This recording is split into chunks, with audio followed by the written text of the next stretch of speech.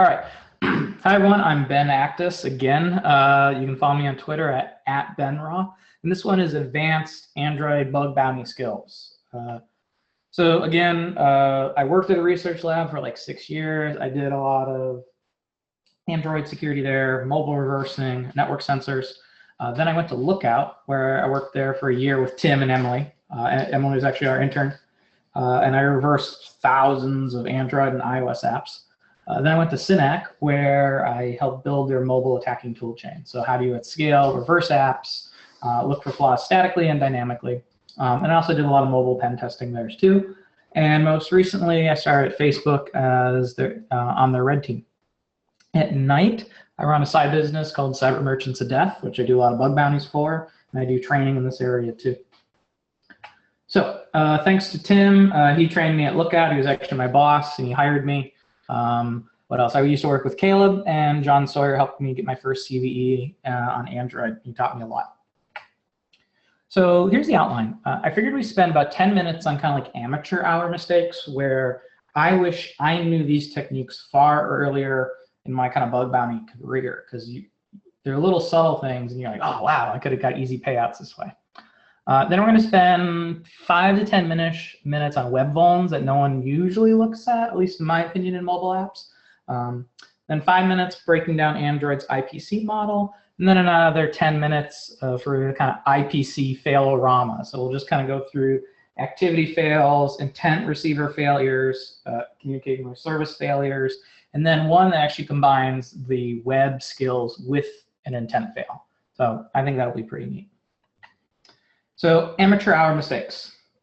First things, in case you're new to this or any kind of Android reversing, you get APKs or zip files. So you can unzip them just with name of the APK, give it the D flag, tell it where you want to extract everything, and then you can look at stuff.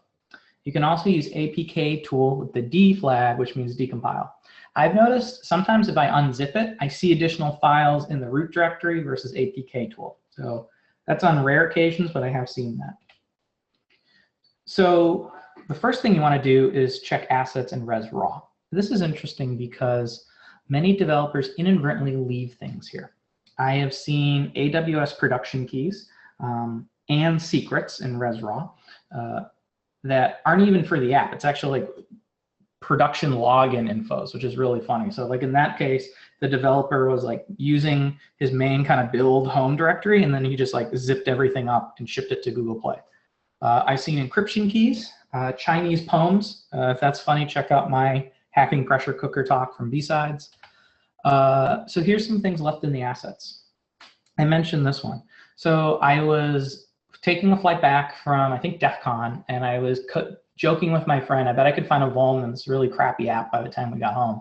And I found this. So I went to assets, and I noticed this. It was called oauth.text, smf oauth.text, and tm oauth.text. And it was the actual OAuth and the secret. So you could log into production infrastructure that way, which was really funny. So I sent them a disclosure notice, like a good little researcher. And then when I was prepping for this talk, I went and checked. It turns out they did patch it like 6 months ago, but it wasn't in their patch notes. So thank you. Next one, we're going to do a little Google Android 101 here just to make sure everyone's up to speed. You just Google external storage to find this. An external storage on Android is basically world readable and world writable. Google, even in their API trainings, explicitly tells you, do not store sensitive information in external storage, because any other app can grab that, one, or two, if you're hooked up by ADB, you can grab that as well, right? So think of, I don't know, say you have a dating app or something where if it's saving message pictures, for example, to XD card, that would be easy loss of privacy to suck that up, right? The other issue I see a lot, which is really sad, is you should not store executable data on external storage, right? So this can be APKs, binaries, zip files. Basically, if it's going to change code, if it's going to patch code, if it's going to change program execution, you don't want to put in that read or world readable, world writable directory. So what have I seen on external storage? I've seen binary code. I've seen binary code that runs without any kind of validation, which is hilarious. User location information. the entire app sandbox, which is impressive because usually by default it shouldn't do any of that, and also log files containing user info. So all these are bad. How I find these, I remember this was one of the questions someone asked, like how to look for certain API keys. I'll go through some of that in a few slides. The first thing I do is I check the manifest, because on Android, your manifest, it's like your table of contents. So if I see write external storage, I go, okay, the app has a permission. And a developer might have inadvertently given that permission, but let's see if that's actually used. So if I see that in the Android manifest, the highlighted yellow line that says android.permission write external storage, then I'll do either a grep or I'll search in Jeb or IDA, whatever tool I'm using for something for it. So if you go and look at the Google APIs, you'll see it'll always start with get external, and then it's either cache.dir, file.dir, storage directory, or storage public directory. And then I just cross-reference the uses in the code to see what it's doing. So here's an example. So this one, it's a little obfuscated, which we'll get into that, but it's called write update file. And what this is doing, you can see on the little pink, or not pink, purple and yellow highlighted line, I see it called with the API environment, and then the method get external storage public directory, and it's grabbing the downloads directory. So what this is doing is saying, hey, go to the SD card where everything downloads everything, and go and get something, right? The other trick I did was I went back and looked at this and said, oh, okay, it's grabbing something called update APK. That's interesting. So then from here, I said, okay, I wonder if it installs packages. So one of the strings you can check to see if it's installing anything is this application/vnd.android.package-archive. And if you see that, it's typically a very big indicator they're going to try to install something, right? Now you're going to need a permission for that, but usually that permission will be there too. So in this case, I have someone writing binary code to the SD card, an actual APK, and installing the package. And if you're curious, it didn't do any kind of check to validate that either. So easy payout that way. So a lot of the bug bounty ones I've noticed when I do things, they'll be like, oh, like how would you detect that if you're a malicious app? And I noticed some of my proteges, they're less familiar with this little Linux, and I think the origin actually Unix command tool called iNotify. And iNotify is like I think it runs in like kernel space. And my understanding of it is it'll essentially watch directories for reads and writes. The nice thing is you don't have to write C code to interact with this on Android. They have a really sweet Java class called File Observer that'll do that for you. So the idea of this is basically tell File Observer what directory or file to watch, and it'll tell you as soon as someone writes something or changes something, right? Here's what the constructors look like. It's super simple. It's File Observer and like the path, right? And then you can do certain masks for it. Like if you want to see like really sophisticated things, like I only want to see when a file deleted or when it's first read or when it's closed being read. You can get really hardcore into that if you want. But at a basic level, you basically say, here's a file or a directory. Tell me when something changes there, right? So this is cool. So say, for example, you had an app, and somehow you could invoke a state where it writes, I don't know, user debug information to the external SD card. Then you could have iNotify tell you when that write happens. Then when that write happens, you could copy that sensitive PII data out and then do something with it, right? Or another example is if it's writing to external storage, you can have iNotify watch for when the file is being written. It could watch for when the last byte is closed, you know, like we say we're done writing the update file closed, and then swap it out for something bad. That's another example. There's a ton of other code execution examples. I have the YouTube link here. I'll release the slides. These guys went through the majority of Android antivirus apps and found flaws like the ones I just described, which is really cool talk. And it's more than just you know, jars and zips and APKs. Like sometimes it was like a minor update, and they could use like a directory transversal issue with extracting the zip to overwrite particular resources that the app trusted. So check that out.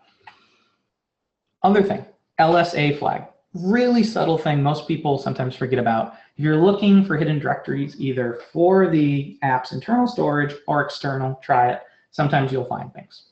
Subtle check. So now we're going to get into quote-unquote obfuscation a little bit. Tim and Jay Case did a phenomenal talk at DEF CON on this. There's like an hour talk, but I'm using this slide because they have a really concise example of the obfuscated versus non-obfuscated ProGuard looks like. ProGuard is like your vanilla obfuscation. It comes with Android Studio. It's a checkbox, or you can do it in your Gradle config, which builds your Android app. And what it does is takes all of your classes, your methods, your attributes, and the ones that it can do, it will rename that into a less human readable name, such as A, B. So you could take something that might be called, I don't know, future payment info activity, and that would become class A. And its on create or whatever they may be might become class B, and its attributes class or C, etc. Now, this sometimes intimidates people a little bit, but there's so many clues left in the application that you can still figure out what's going on, even if you're still a novice to Android. So one thing is all your imports are still there typically, right? So look at the imports at the start of a class. If you see something like android.util.base64, they're probably doing something with base64, right? So let's go down to the screenshot on the bottom. It's called private static string decryption related. Originally, this was called just B, but going through it, I was able to make some, understand what was happening here. So you see the two orange boxes highlighted. I see base64.encode to string. I looked up on the Google APIs how that works. I said, okay, you're doing encoding. Same thing within the bottom, the base64.decode. Right. So again, simple example, check your imports, and then check the method calls regarding or related to those API calls. And feel free to look them up on the Google API. It's very well documented. It can help. Here's another example. Again, this is an obfuscated one, or released through ProGuard. It imported the Android Content PM package manager name not found exception. So in addition to your imports, look for your exceptions as well. That can be a nice telltale sign to help. So in this one, sure enough, I saw this string update file path, and I can also see that application/vnd.android.package-archive. So even though this one on the right, it's called like, the name of this method is A, and I really don't understand what the heck's going on here, I have enough knowledge that some things are going on, right? It's using these shared preferences, and the strings are providing me little clues or little breadcrumbs of what's going on here. And then if I'm a novice to Android, I can look up those APIs and then have a better understanding of what's going on. Here's another little trick. One of my coworkers, Jing at Lookout, taught me that. This is a common trick I see a lot of developers do. They'll set like a byte array to something, and then they'll go through some methods to decrypt this or cast it in a state that the app can use. Super trivial to do this. Just open up Python interpreter, paste in your bytes, and then just do .join map char and bytes, and you can get what it's doing. Found a lot of API keys this way. It's really hilarious. The other cool, this is a neat trick a lot of devs don't know.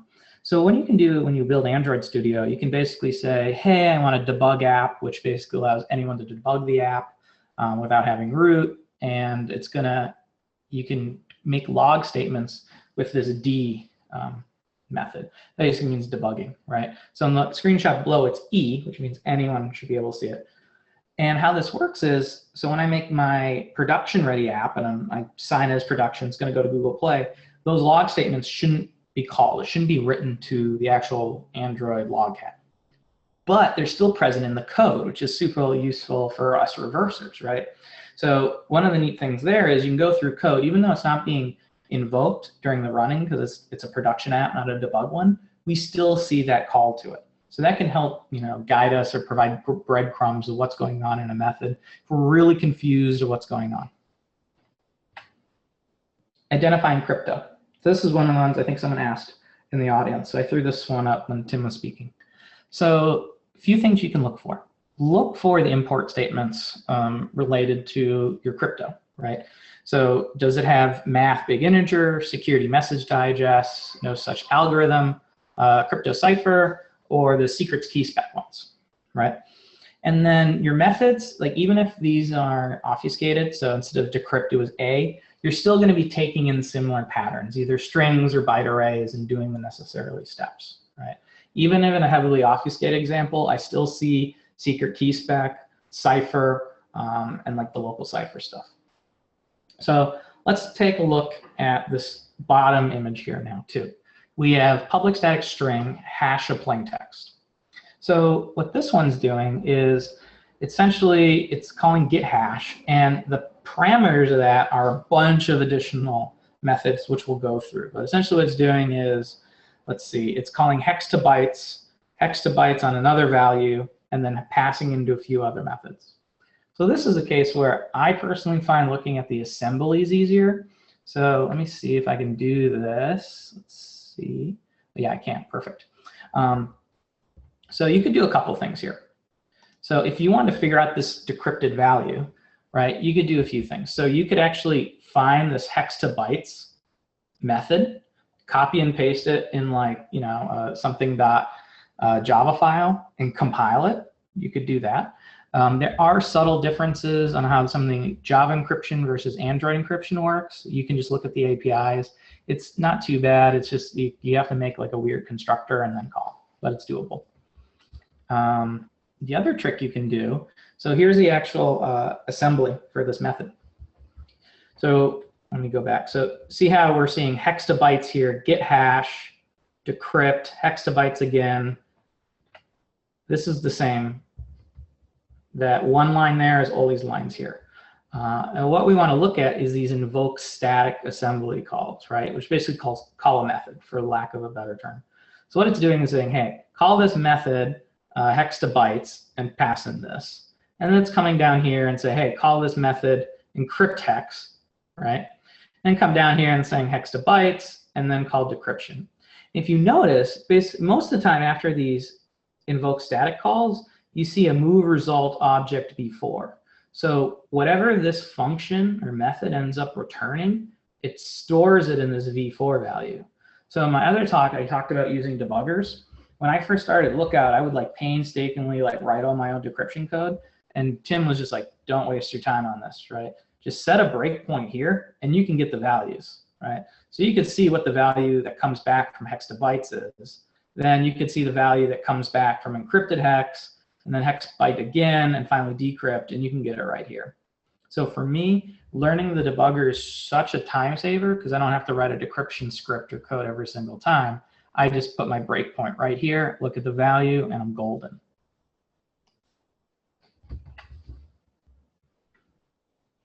I think I go through more of that.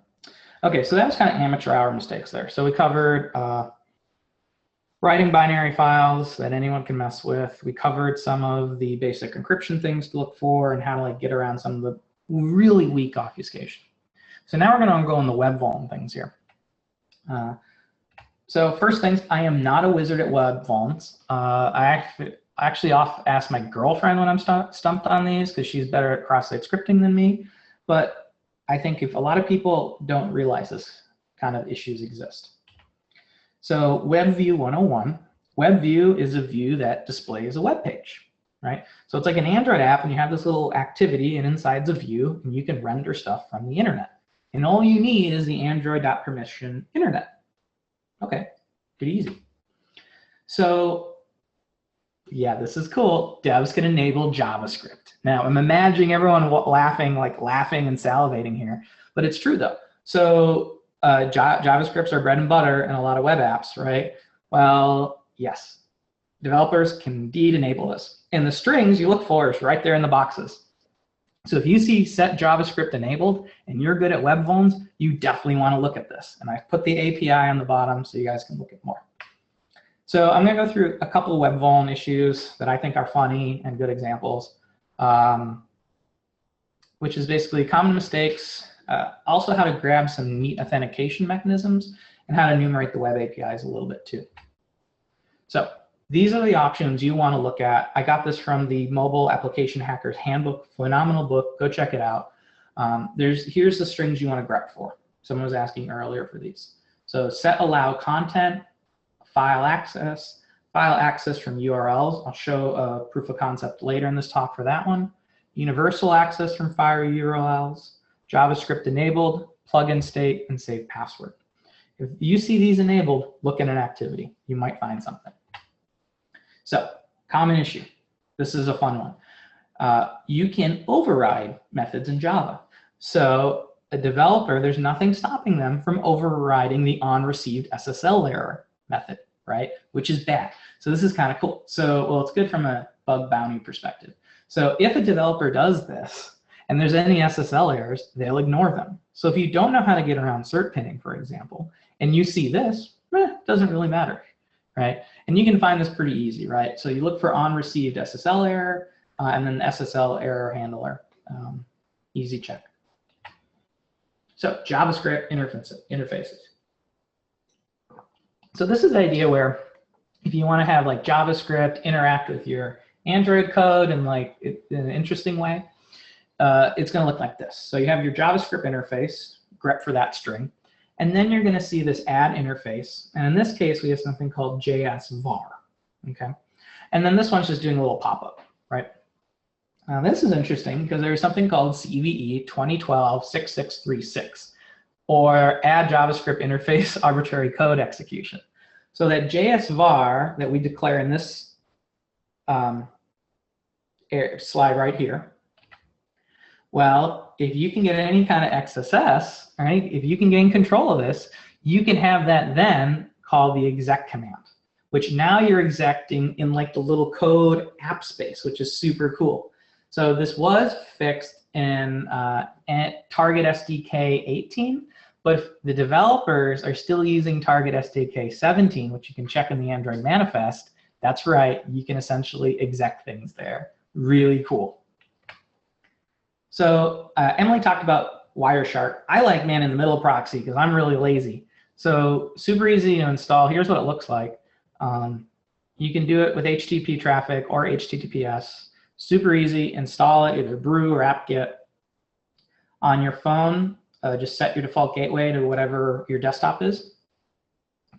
And then you can navigate to, I think it's mitm.it, and then you'll download the third-party cert. You're golden. You can see everything.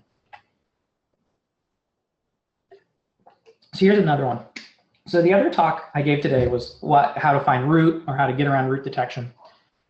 One of the neat things I see is developers will write all these kind of tokens and session info to shared preferences, which by itself is safe. But I think a lot of developers don't count on bug bounty hunters going through that. And now I know parameters to pass into authentication mechanisms against an API. Sometimes they'll have particular token IDs for querying endpoints. A lot of interesting things there. So one of the things I do is like I make multiple accounts and then see how those change, and that might give me some idea of how the web authentication works. And then I also have a bunch of values that I can kind of brute force an API a bunch. I can just swap those out quicker. I find that easier, but again, I don't have the web background, so that's what I do. Okay, IPC model is your friend. We're going to give a little overview of how IPC works on Android, and then we'll do a bunch of really funny flaws that hopefully will cement that. So IPC is your friend. What is an activity, a service, intent receiver, and a content provider? These are your four main building blocks of any Android app. Activity, super simple. If you like physically touch that phone with your finger and it's touching the app, it's probably an activity. So anything the user touches. There will always be one of these in every single application because when you press the little shortcut on an app, to launch it, something launches. That is an activity. Now a service is a long running process. It'll run in the background when the user is doing other things. So example I often use is something like Spotify, right? So Spotify will play music while you're browsing Reddit, for example, right? That's a service. An intent receiver responds to input. Input could be an SMS message, the phone rebooting, losing connectivity state. It could be a custom one that a developer makes too. An example here is if you're using Netflix and you hop off Wi-Fi and you're on your data plan, Netflix usually will show a warning that says, hey, you're not on Wi-Fi, you're going to eat up all your data, are you sure you want to watch stuff? And that's an example of an intent receiver. There's also something called content providers. And this is a means of interacting with app storage. It's typically like SQL commands. I don't focus on this too heavily because there's a ton of tutorials out there, and Dozer will actually help find a lot of these as well. So how does one start another activity? Super easy. So what we're doing here, let me get my little laser pointer thing, is you have this send method right here, or send message method. And what it's doing is it's creating new intent. And intents are these objects that different Android components kind of throw around. It's how they communicate, right? And what it's going to do is it creates a new edit text object and says, hey, go find the one that matches this particular ID. And then it says from that text object, make the string message and set it to the appropriate value.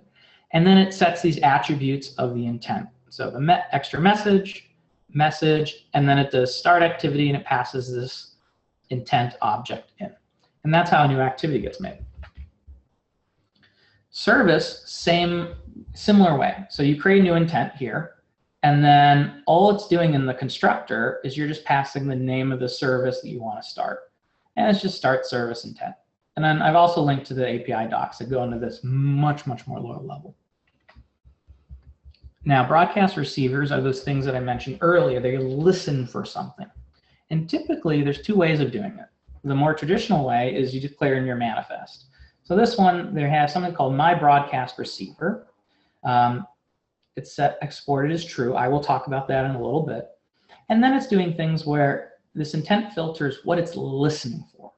So in this case, it's listening for boot complete, which means the phone rebooted. So there's some apps that like start as soon as your phone restarts. This is how it works. They have an intent receiver that listens for these. It can also listen for an input method changed.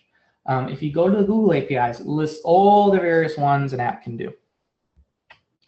So once you declare it in your manifest, which is like your table of contents, then you actually have to do Java code that does this. And here's how it'll look. It'll look like something like this. You'll see a my broadcast receiver. It extends the broadcast receiver. And everyone's going to have this on receive method. And what that's going to do is take an intent, and it's going to basically inspect that intent, get attributes of it, and then do something based on what's in the intent. So in this one, it's basically get the intent action, and it's for, what's it called, new line. And then it's going to look for this URI intent scheme, cast that as a string, and then log something based on what was in the intent, and then do a toast. And toast is like a pop-up, right? That's all it's doing. So inspects the intent, writes something to a log file, makes a toast, done. You can also do it dynamically. And this is a cool one that not a lot of people look for, in my opinion.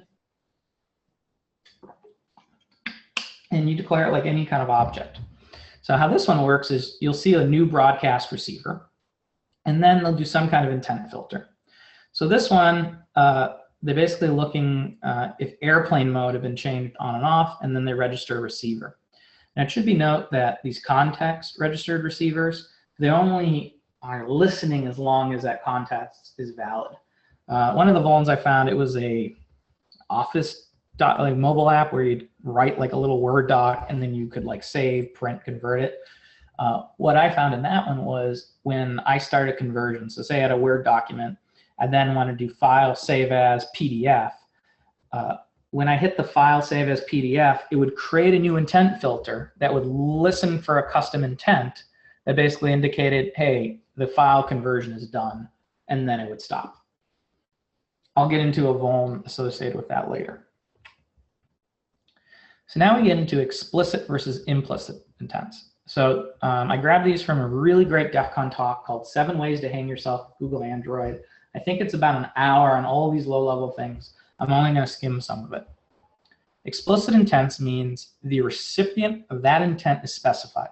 So you say only this app or only this broadcast receiver can take it, okay? Implicit intents is it's left up to the platform to decide where this intent should be delivered to.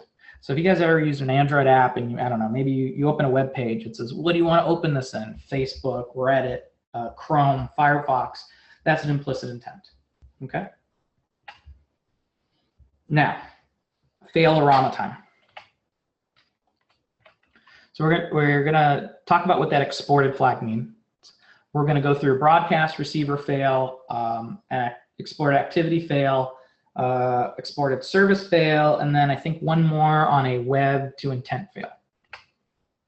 Exported TLDR means your app can interact with something else. This is from Mobile Application Hackers Handbook, Chapter 7. Key thing here is if it's less than the API 17, you can do some cool stuff. By default, everything but content provider is not exported. But if it's less than 17, it means it is.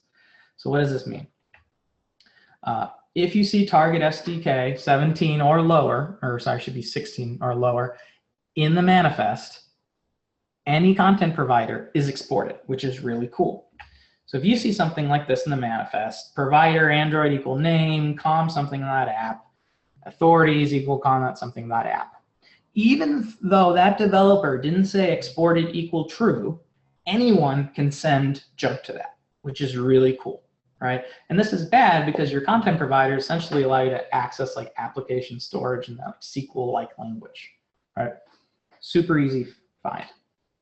Another one you can look at is receivers. So anything in your manifest, you can specify exported true or not. So this one, you have a receiver com.something.app. Exported is equal to true. This means any other app on the phone can send intents to that receiver. Another thing, any app that uses an intent filter is exported, right? Because you're basically saying, hey, listen to only receive intents with these kind of things, right? Well, that makes it now public, right? There's things you can do to not do that, but just be aware of it. So let's take an example. So this one, you have an Android name, some activity, image activity, and you're doing a filter, right? So if you see this intent filter one, it's stating how you communicate with this, right? So this one's saying, hey, it's looking for android.intent.action.send. Dozer is a phenomenal tool. It's a little app you can put on your phone and runs like a Python client-server model, and it will help enumerate all the things I just mentioned. So you just do, I think it's called scan surface area. It'll tell you every exported in activity, service, provider, and receiver in the manifest. You won't find those dynamic receivers I mentioned, but it's a great starting point. And also, it'll allow you wrappers to interact with these. For the next examples, I don't use Dozer. I should have had to do it manually with some of the shell commands, but you can do the same thing. So first failing scenario, intent receiver fail. Again, this is from that 7 ways to hang yourself slide deck. Say we have our little evil app, okay? And we have a good app, this IMDb app. And the IMDb app will listen for the location of a user, right? Because you give it a location, it says, oh, here's what movies are playing in your zip code, right? So if Sam wants to go see the emoticon movie or whatever, the app gets his location, and then it'll pop up in IMDb what the show times are. Now, the problem is because it'll accept an intent from any app, as a bad guy, I can send bad data to that, right? So in this one, the bad guy sends this bad location intent. And if you actually look at the GUI, you'll end up with the one on the right where nothing is shown. That's just because the intent receiver's open, right? So typically for bug bounties, they want to show some impact, right? Like you can always send junk. They'll probably crash a lot of apps, but they usually want a way of, okay, you're ruining the person's functionality of this application. So here's a really cool one. This is abusing export activities. It was CVE 2013-627. Essentially, you could get around the Android lock screen. It's a great example because one, it was like in actual Android of every distribution for the era. And it's a great example because it's trivial to make this kind of mistake. So we're going to be using this command right here. First is ADB shell. ADB shell, it's part of the Android debugging bridge. It comes in the Android Build Tools SDK and allows you to interact with the phone over USB. So shell basically means it's a shell. We're going to be executing some commands here. And also this example, if you go to the link on the bottom, I will share the slides. It has a much more verbose walkthrough as well. AM start stands for Activity Manager. And we're basically saying, hey, start something. I will give you how to start it. Next is the name of the activity we want to start. So in this case, the first chunk of this before your slash is com.android.settings. This basically means the package is called com.android.settings. The next part after your slash is saying what's the actual activity you want to launch. In this case, it's choose lock generic. So here's the code for it. Notice a few things. So we have a value, this confirm credentials. This is what we're going to be messing with. So what we can do is when we start an activity is we can give it additional parameters. So EZ stands for the Boolean value. And we're going to say confirm credentials is false. Now this is the opposite of what it defaults to. So let's look at our code here. So confirm credentials is going to be false because we're giving it a bad value.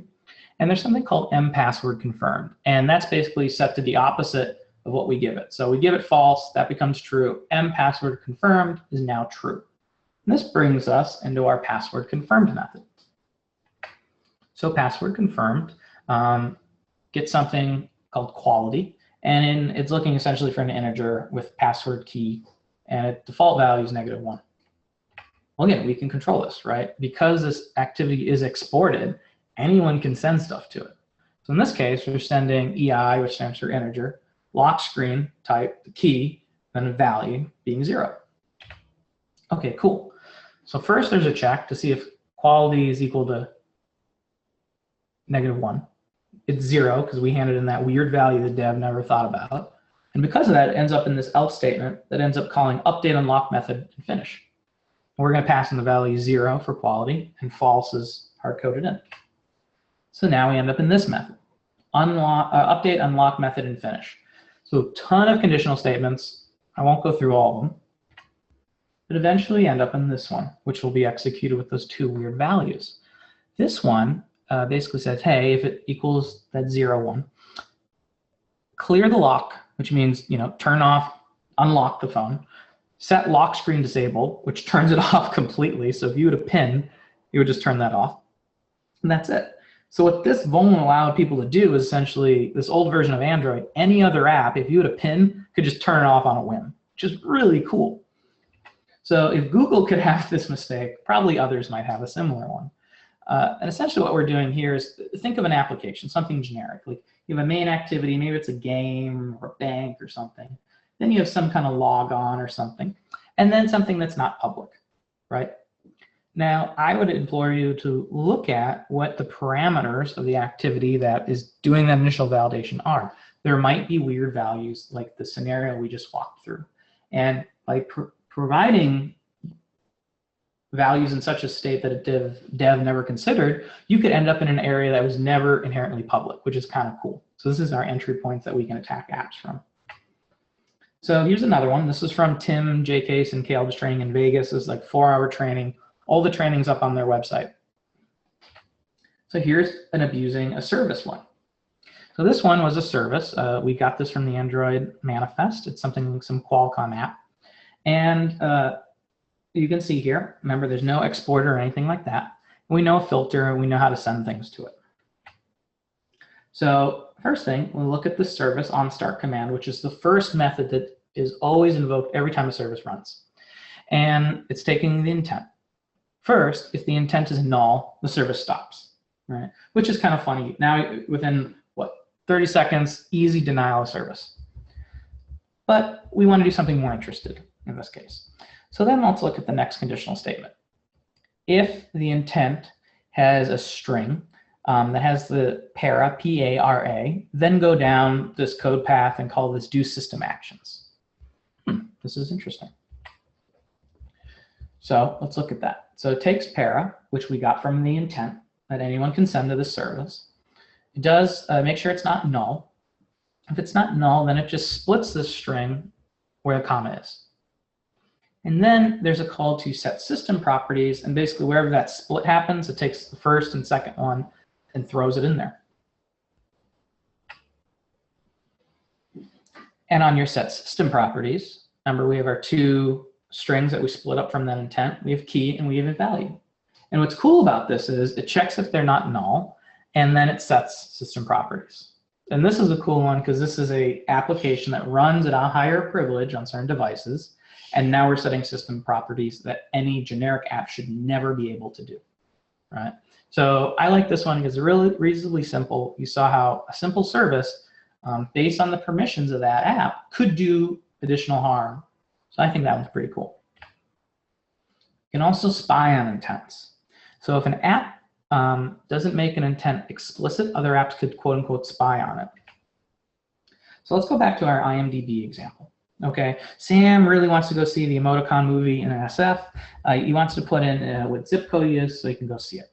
All right, so he does a Showtime search, and the developer doesn't explicitly say who can receive this intent. All right, so here's what it should look like. You know, boom goes to it. Now, because they don't put any kind of constraints on who can listen to that, any other app could listen to see what's in it.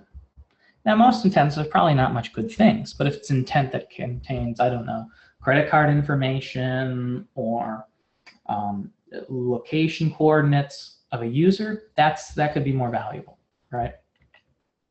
So in this case, IMDb app sends intent, and then my evil app will listen to that and log any of that information. So in this case, I could always get the location or the zip code of the user running the app, which I would say is a PII violation. So here's an interesting one. We're going to combine some of those web skills we talked about earlier. So this requires the set allow universal access from file URLs. I mentioned that string earlier. And what's going to happen is we're going to have a payload. And our end goal is I'm going to find some code that will respond to any kind of file : / / and then we're going to make the app go to a bad website, and we're going to do something because JavaScript's enabled. Okay, and this will allow us to steal file intents via the browser. And this is how you would do it. So we would look for something that has a Webview. It has set JavaScript, so we know it's rendering JavaScript. It's set allow universal access from file URLs. And it's getting an intent that's from URL 1, right? So we have an activity. It'll listen for an intent. It'll parse that intent and go to the URL that's in it. Well, all you got to do is put an intent that says, hey, go to this /data malicious app page or somewhere on the phone. It could be SD card. It would go to it. It would render it. Any JavaScript on the HTML will be rendered, and you might be able to do stuff there, right? So this is cool because this breaks your Android sandbox model, right? So say you had like private tokens or files you don't want getting out. They're levering, if they are doing this, then you can extract that out of that safe little container without rooting the device. I think that's a cool one. So bonus native code content. So everything, Tim touched on some of the non-native code things here. I'm only going to talk a little bit. But if you're familiar with buffer overflows or any kind of x86 or ARM, this will actually come in. And I found this actually at Lookout, which I thought was kind of funny. Developers can use vulnerable versions of GCC. My coworker Vitaly helped me a lot here. So I didn't know this. Stack protections, like your cookies, stack cookies weren't available in GCC until version 4.9 for all the architectures, which is kind of shocking, right? So this is 2012.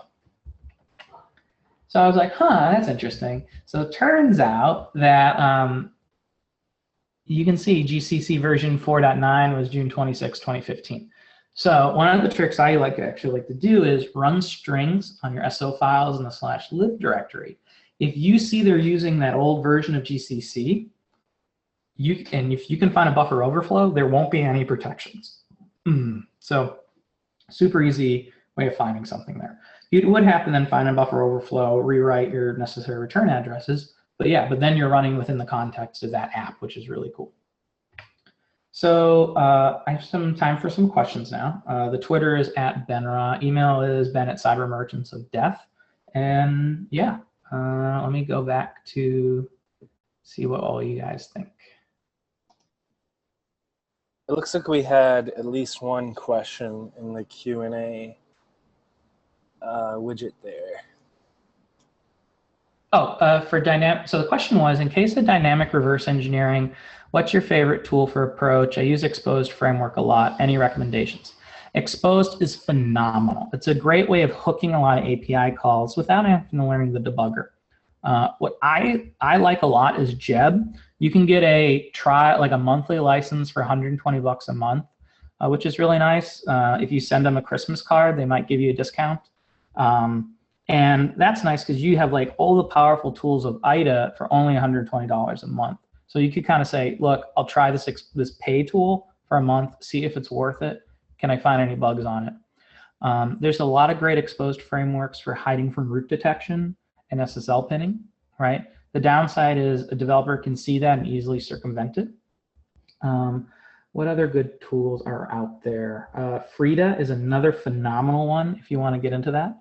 How to develop malicious Android app for PL. I'll answer that one too.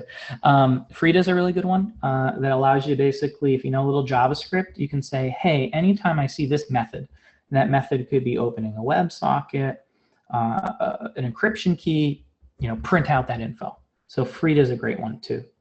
InterSpy, you used to be able to do a little bit, but you need an old version of Android. Unfortunately, you need like an Android 4X device.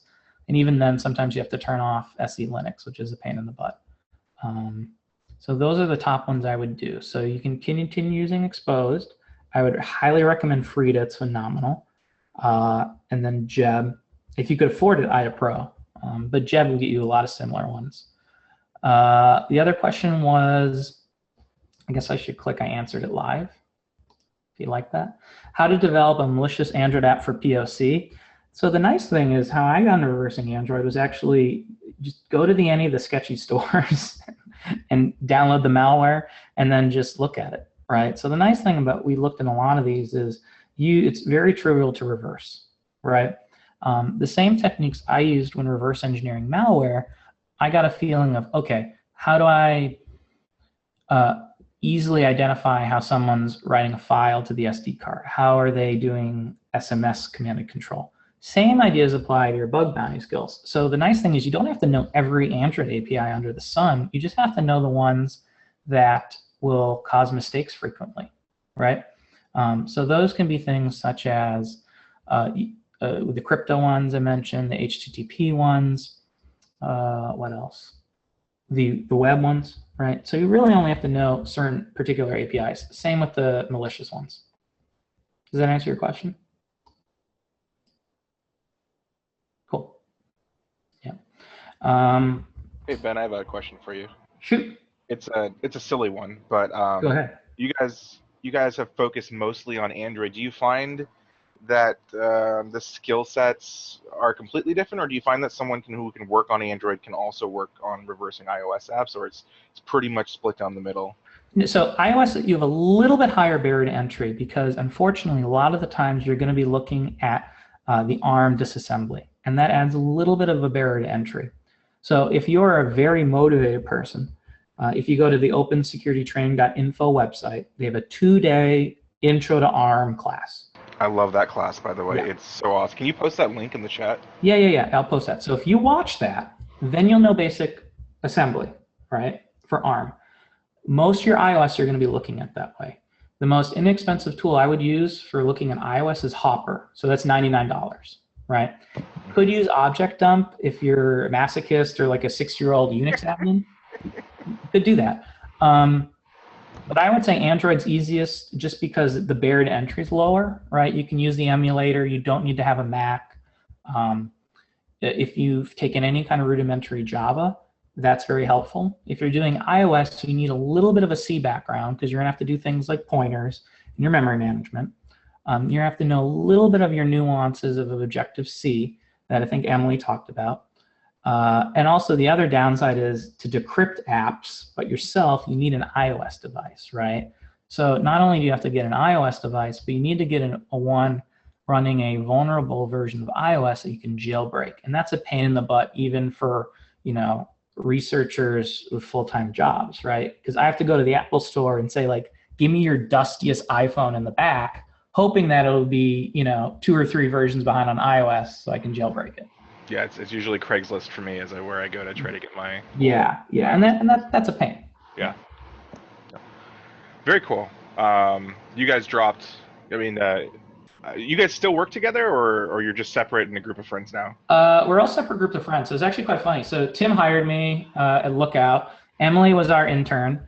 And we all keep in touch, right? And like there's little meetups, and all of us are very available on Twitter if there's any questions. Like I bug Tim all the time. Like I used to be really bad, and I just kind of stuck with it. So. Well, you guys dropped a lot of mobile knowledge today. I'm so happy that you guys came and presented for us because it's just sweet. So yeah, and I recommend students check this stuff out. Like even if you're just approaching it from a learning perspective, and like say you're I don't know reversing a really hard banking app, right? And it's just you're getting frustrated. Go look at I don't know like a North Korean or like some really tiny banking app where they have no protections, and kind of work your way up, right? Cool. All right. Well, we're about 5 minutes over, so we should let the next presenter come in here. My bad. Sorry. No worries at all. No, you're cool, man. Cool. Cool. All right. Good luck, guys.